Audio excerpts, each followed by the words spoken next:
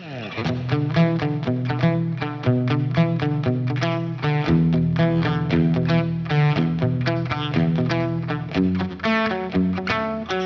hello there and welcome to GuitarControl.com. My name is Robert. Thank you so much for tuning in. So today we are learning a very classic, good old song by Golden Earring. Now this is the song Twilight Zone, of course, if you knew that riff at the beginning. And it's a really, really cool song. It's actually a very, very simple song. Even the solo is not real difficult. So this is a great one. You know, again, with like a lot of these songs we're covering, there's multiple guitar parts. We're just covering the main, kind of like right down the center, what's happening with some stuff. So this one just has a lot of open strumming in it for what the the electric guitar is doing, and then the distorted guitar. So like I said, this is a great beginner song to mess with. And if you want to dive deeper in, listen to the song, and there's some little intricate parts that are happening underneath there as well. But we're gonna do the song and the solo. So let's go ahead and get started on this one. Make sure you get those tabs down below in the description, and we'll be rocking. All right, so let's dive on in. So the opening riff is this one.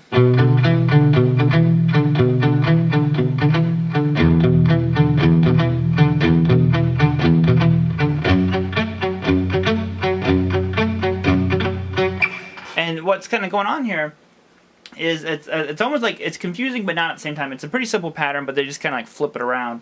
So the starting one is right here. And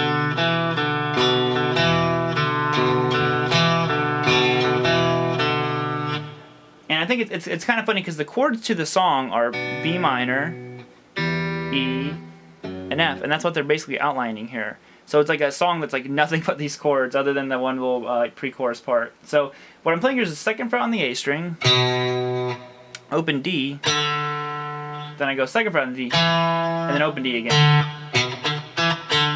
Then I do it again. Now it's important to kind of like take notice to the rhythm and timing. It's the same notes, but I'm playing them differently. I'm not going. It's okay. And I'm adding some palm muting and some kind of like, I'm kind of like choking the strings a little bit to give it a real kind of like stiff sound almost. And that's what you want. You don't want the notes to be like trailing off. So you do that, and then the second part is this one. So I'm starting when I'm playing the low E string, then second fret on the A, second fret on the D, and then open D. And that's the second riff. So we have. Now the next one is just like I said, it's like this F sharp minor chord. So what I'm doing here is you just do your F minor chord shape. At least this is the easiest way I found to do this one. And if you don't know how to do that, you do have to bar the second fret. Then you're gonna take your ring finger, and hold down fourth fret on the A, and pinky fourth fret on the D. Now you technically don't need that A string note there because we're not using that note at all, but this is just the chord shape that I'm referring to. So you probably noticed when I did it, I didn't use my ring finger. It's just one less finger to put down. We're not using it, so there's no reason for it to be there. But I just wanted you to have the full chord shape. So what you're doing here is you play the low E string, which would be second fret, then you play the D, which is fourth fret, and then you'll play the G, which is also second fret. So then you go back to the D. So you could move your hands like that if you wanted to, but I kind of like the sound of the notes, kind of like that. When you mute it, it still kind of rings together a little bit, and I like that sound. So that is that little part that you'll hear again later in the song. So it just repeats the exact same phrase, and like I said, the timing of that one is really important, the way that you time those notes out. So the next section is this. It's just the verse, and all they're doing is strumming out a B minor chord. If you don't know how to play your B minor, it's just simply playing second fret on the A string, fourth fret on the D, fourth fret on the G, and then third fret on the B. And then you have your index finger also holding down first fret on the high. So it's like a bar chord, but these fingers are actually holding down the majority of them. You just needed to get that second fret on the high E string. Okay, so there's your B minor. Then it goes to E minor, which is just simply open low E string, second fret on the A, second fret on the D, and everything else is open. Okay? Then you're going to go to the F sharp minor. That's one we just did a minute ago, but just to kind of like reiterate it, it is second fret on all the strings. So you have the bar with your index finger. Then your ring finger goes 4th fret on the A, and your pinky goes 4th fret on the D. And that's your F sharp minor. So we have.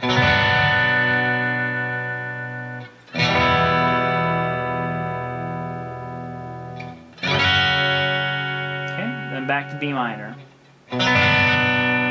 Now, if these bar chords are giving you trouble, I've actually already done a lesson on here all about bar chords, and also one about faster chord changes. So like I said, if these are kind of tripping you up a little bit, check out those lessons as well. I did them on acoustic, but they will apply perfectly to this one.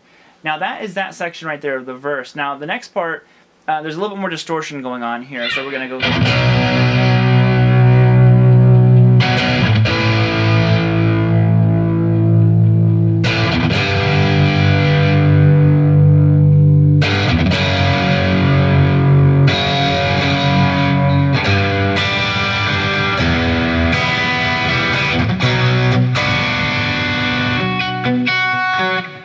So what is going on here exactly? Now, like I said, there's actually like 3 guitars happening here, but we're just going to cover this one that's kind of walking down. So it's just simply doing power chords. You know, you're doing a power chord on the 7th fret, the low E string, which is the 7, 9. And you can add your octave if you want, 9 on the D. Okay. Then you move down to 5th fret, then the 3rd fret, and then 2nd fret. Then you're going to do it again.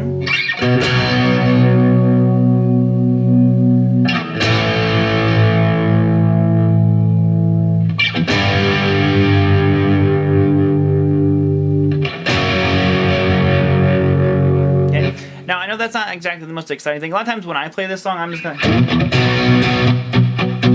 I add a little bit of palm muting to it. Behind it, you hear one guitar's like...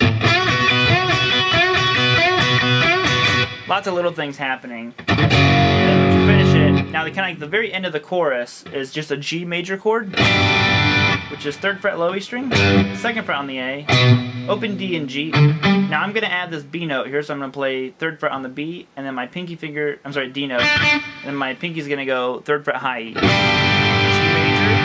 major, E minor, and B. So that comes at the very end of that, so you should have this.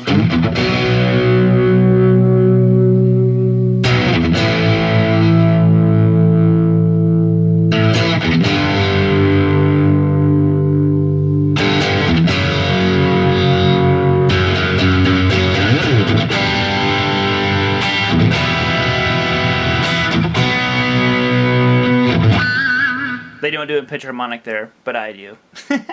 So that is what is basically going on with the whole song. So we're going to go ahead and dive into the solo part now, because after that it just goes back to the... And I believe it's just the bass playing that.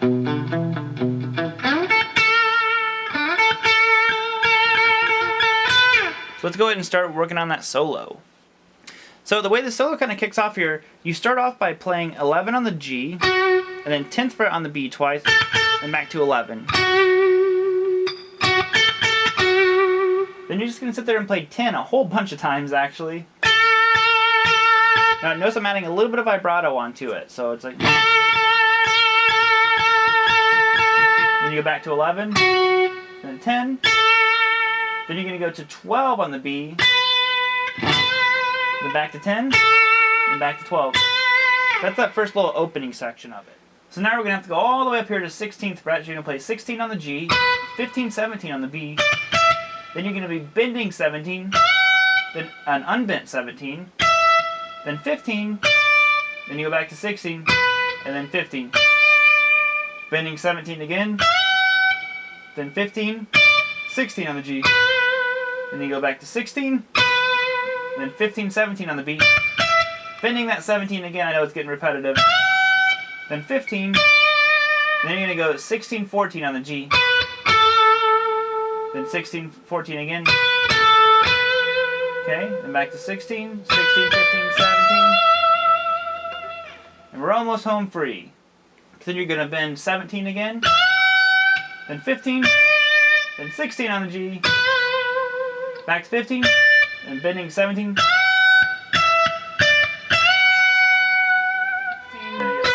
16, 14, 16, know this is getting confusing. 16, 15, 16.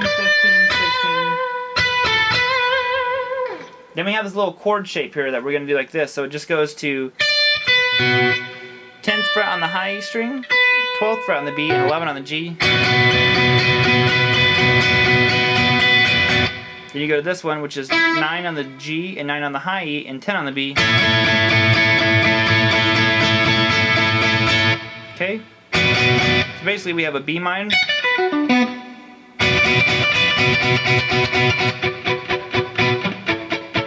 This is actually an A major.